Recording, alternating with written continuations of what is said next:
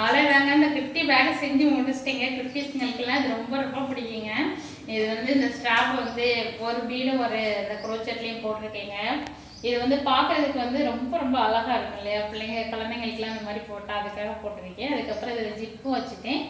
சின்ன ஓப்பன் தான், குட்டி ஜிப்பு தான் வச்சுருக்கேன். வாங்க உள்ளே என்ன வச்சுருக்கேன்னு சொல்லிட்டு பார்க்கலாம்.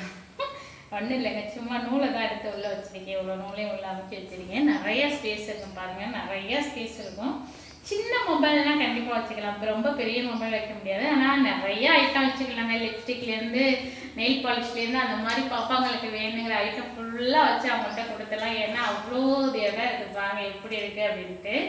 அவ்வளோ இடம் இருக்குது. வெளியிலலாம் போகும்போது குட்டீஸுங்கெல்லாம் அந்த மாதிரி போட்டு போனால் அவங்களுக்கு ரொம்ப ரொம்ப பிடிக்குங்க.